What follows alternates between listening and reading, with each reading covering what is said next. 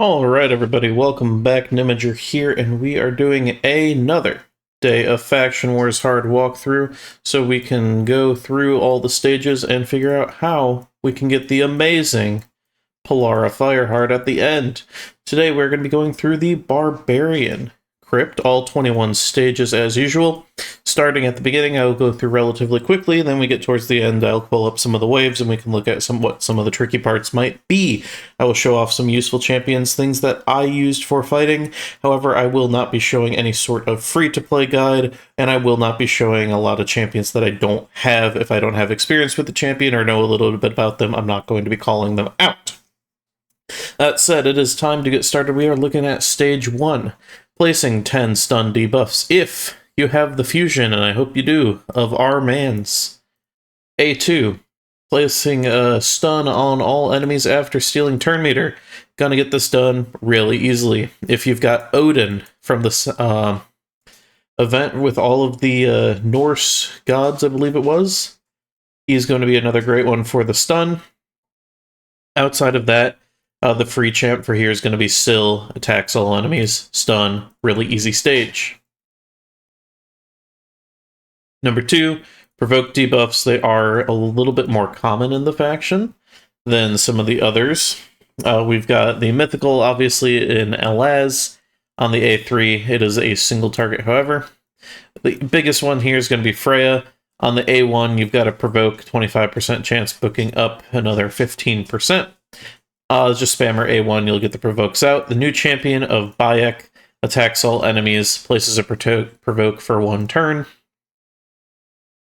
You've got Contra, who's going to have this kind of wheel of 75% chance to placing a provoke for 1 turn on enemies when they're under a ton of debuffs. It's a little bit funky. The Epic, 2 times at random provoke.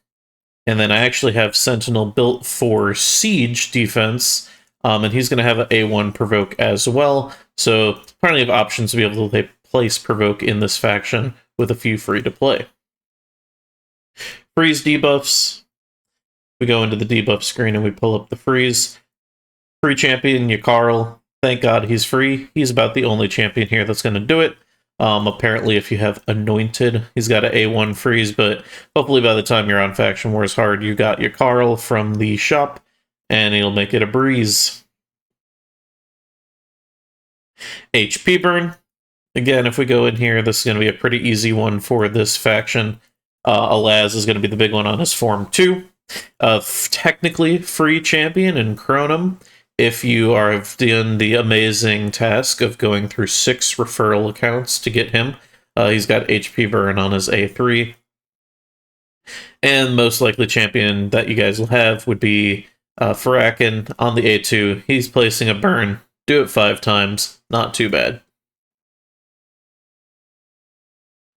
Looking at stage 5, we're manipulating cooldowns. If we look in the filters for positive effects of, if I can find it, that's not it. Decrease skill cooldown, there we go. You got your Void of Turvold. Did not use him, but it looks like if the target is killed, it resets the cooldown of a skill. I do know he does a decent chunk of damage, so that looks like a pretty good call out there. Looks like he's got revives a random ally and resets the cooldown if this champion kills an enemy while all allies are alive. Again, did not use Alt-10. Who I ended up using was Damarsa. She's going to be having the... Let's see if I can find it. Passive right here. Whenever an ally uses active skill, 20% chance of decreasing the cooldown by 1 turn. You want to book that if you can for the cooldown on that, but threw her in there. Again, she's the easier of the referrals to get, so I would recommend doing it. It's not like Damarsa and Chronum are amazing champs. They can do a Sand Devil 25 solo or duo, if you want to call it that. The other option for these stages is obviously just going to be going in to a Mercy set or a refresh accessory. And we've also got increased skill cooldown. Our man's on the A1 is going to be really easy. Just going through doing it 10 times is going to be really easy over the course of the fight. And then Alika, probably the best one for here, is attacking all enemies, 75% chance of increasing the cooldowns of all enemy skills by few turns, 2 turns. So Alika, you can use that. Demarsa is pretty easy. You just use active skills, and throughout the fight, you'll get it. And then combined with Arman's, he's got the chance on the A1. Going to be extremely easy to get through. Stage 6, manipulating turn meters. Freya, going to be a great call out for this one. Valkyrie on the passive. Champion's turn meter increases whenever the enemy is placing a buff, so if there's any buffs you can get from there, it's not going to be too bad. If we look at the other effects for Phil turn meter, you've got Raph, who's one of the turtles, who's going to have some turn meter fill. Chronum again in here. There is the fusion of Esme, the dancer. He's going to have a decreased turn meter of all enemies by 20%. A lot of options in here. Carl on his A2, he's got a steel turn meter. Free-to-play option of High Katoon. You'll get her early, Phil's turn meter. Shouldn't be a hard stage at all. First boss here, Yellow Boss, not too bad. Attacks all enemies, ignores defense, true fears and stuns, reflect damage and pain link, and a berserk on himself, which will make him do a little bit more damage. Notably here, you want to have a buff removal for the reflect damage, and something that's going to stop the pain link from having your team kill themselves, or if you have a reviver, it won't be too bad. This is pretty much my boss comp for, I think, all the bosses here. I just had a Raph in here. Arman's is able to remove the buffs and reduce turn meter on all the waves. Thor just deals a decent chunk of damage.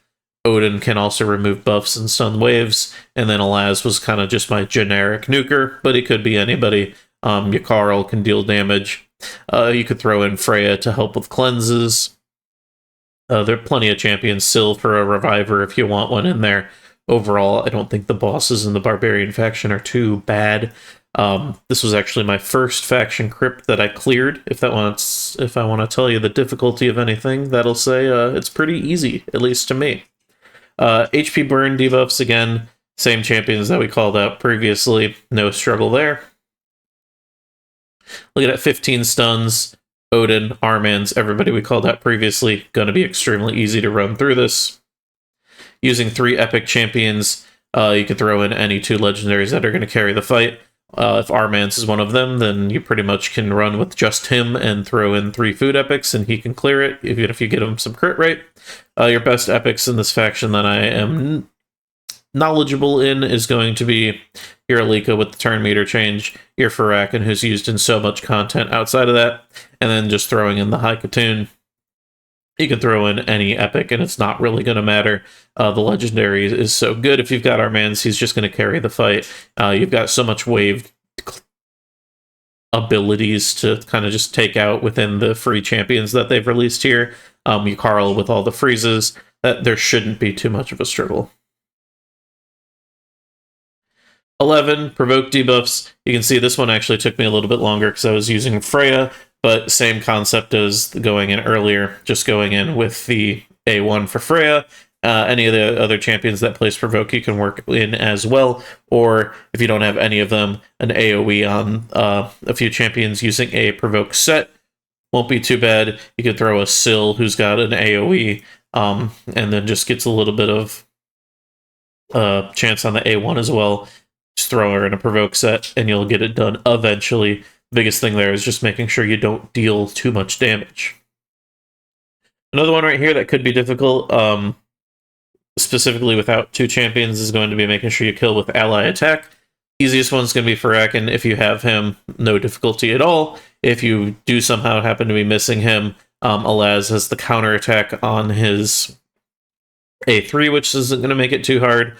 Not actually sure outside of those 2 if there's ally attack in the faction. Raph's on his passive, so no. So Farakin's going to be the best one. Counterattack with Alaz if you have him. One of those 2.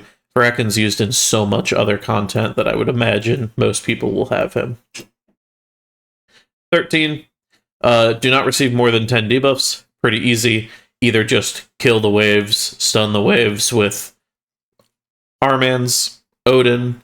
You can place the block debuffs with Freya. You can CC with Yakarl.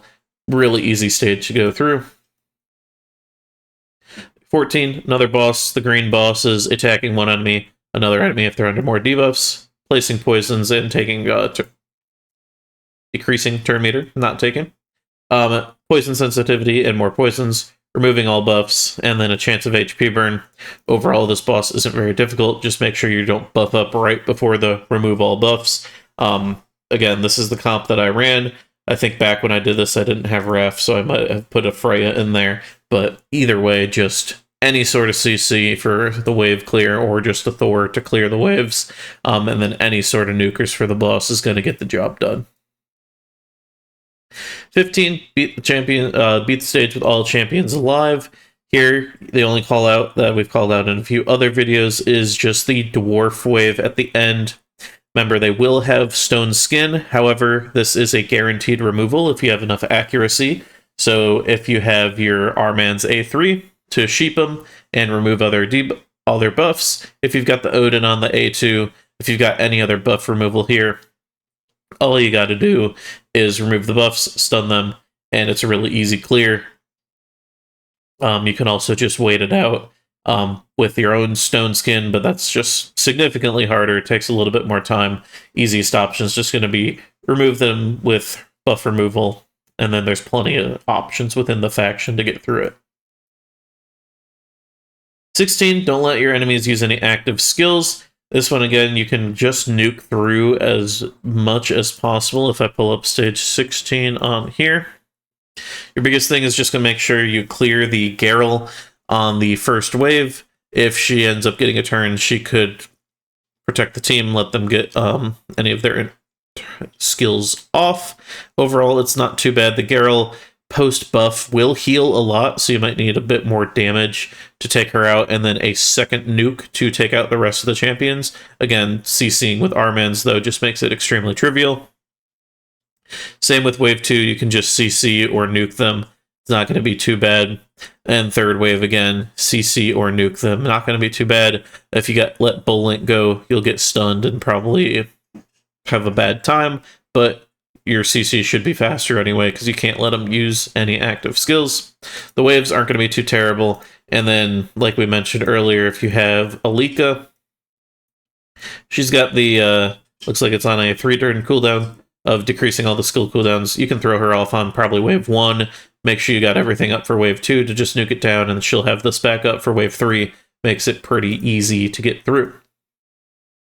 17, don't land any weak hits. This one for me was not too bad. Obviously, I had Odin, who's not hitting at all, but even if he was, he's a Void champion. I had the 2 Hanorak in here as well, just speeding up the team, keeping them safe, removing debuffs. And then I think just used Yakarl as my damage dealer. He can go in, he's freezing everybody, he's stealing turn meter. He actually deals a decent chunk of damage if you build him right. And he's dealing more damage to targets under freeze as well. Newer callouts that I have, but I did not use. Bayek, obviously, you can throw him in a damage build. He's going to deal a decent amount of damage. Turvold can deal a decent amount of damage. You just want to make sure that you're bringing affinity champions who aren't going to end up messing you up with a AoE A1 like a Freya. So you could bring in R-Mans and just keep A1ing if you need to. His A3 does not hit, so you can take somebody out of the fight, but not going to be too bad going through here with the Yakarl being a free void damage dealer. 18, get extra turn 5 times. This one's not going to be horrible if you have a Laz, because anytime he transforms with the Metamorph, it counts as an extra turn. Just do that 5 times, and you are good to go. On Raphael, I believe he's got the extra turn. Let's see. I thought he had one, but maybe I'm losing my mind. Huh, might not be. But let's look it up in the other effects just to be sure. If we have grant an extra turn, it's in there somewhere. So if you're a better reader than me, Raphael, he's got the extra turn in there. Bayek on the A3, he's got an extra turn. Turvold granting an extra turn, and then you've got a few epics who are also going to be taking an extra turn. Chance of an extra turn for Maeve. Chance of extra turn looks like for Aina. and then Woad Painted, who's actually a pretty decent healer. She's going to have the afterwards place a reflect damage on all allies, then grants this champion an extra turn. So plenty of options in there to get it done. 19, defeat 4 enemies before they take a turn. If you've got R-Mans, this is extremely easy. He's going to stun and reduce turn meter so they don't take a turn. You can get the stun on the first wave, R-Mans plus a nuke.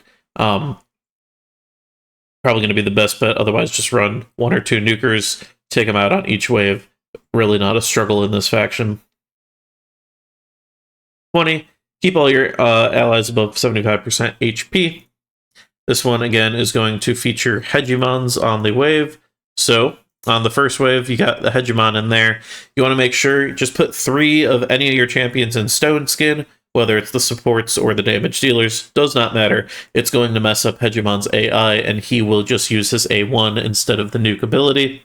Also, just put any of your champions that aren't going to be in Stone Skin in a large bolster or shield set. That'll prevent any excess damage. But the waves are pretty simple. Again, with R-Mans, he can clear this first wave really easy with the stuns and just let your nukers take him down. Second wave, just note that the Narcissus cannot be CC'd while Ancora is her passive up. So if you take him out with the R-Man's Sheep, it can be done. If you freeze and decreases turn, or if you decreases turn meter with R-Mans, that's obviously going to be taking him out. If you take out Ancora and then you can CC Narcissus, that's again pretty easy. But he's the only real threat on this wave unless you let the Commodus get going, which I've had happen maybe 1 time in my entire Faction Wars experience. The third wave is going to be the harder one. He's going to have the Hegemon, so you want that Stone Skin again, but that's already taken care of. If Eric's gets a turn, he'll take most of your champions below 75% HP, but he's not too hard to deal with. He gets a little bit of heals, but very easy to CC. The biggest one is going to be Koleth. He's got chance of random extra turns. I think it's 20% when allies take damage or he takes damage along those lines. He's also just going to get just taking less damage over time. So I think he can take 1% of his HP each turn and then he takes less. So he's going to be a little bit of an issue to deal with, some RNG in there. I've had him take an extra turn. He does deal a decent amount of damage where he can take 1 champion down below 75% HP if he does get a turn. But overall, again, if you got any CC, it's going to be a breeze to go through this faction. And finally, looking at stage 21, the green boss. He's got a Provoke. He got a True Fear block buffs. Taunt, freeze when you hit him. The freeze is a little bit annoying. I used Freya for this one. She's got the A3, which is going to remove the debuffs and place it block debuffs on your team. She makes it a little bit easier. Overall, I didn't find this boss too hard. You just go through with some nukers and some supports. It took me, I think, 1 try to do this. It took me 5 minutes to do it, but it was pretty easy to do it when I went through it. Boss has a decent amount of health, but you're just going to chunk through it. There's no crazy mechanics like the purple boss that are going to get you in a bind. The freeze can be a little bit annoying, but it's nowhere near as annoying as the buff flip or being able to exchange HP in the end. 200 turns should be pretty easy as long as you got probably 1 or 2 decent damage dealers. I just threw in Raph, Thor, and Alaz because I had them built. There's probably much better damage dealers in the faction for dealing with the boss. And then Odin as well. Placing the block damage every few turns was also pretty good for just keeping my team alive. Overall, faction, not too bad, was the first faction I got 63 stars on, and hopefully you learned something here that can give you a better chance at earning the 63 stars as well. If you did learn something or you liked the video, be sure to subscribe and leave a like. If you've got any other strategies you used or champions to call out that I didn't mention, feel free to drop them in the comments so others can learn from those as well. And thank you for staying till the end of the video. I have been Nimiger. Have a good one.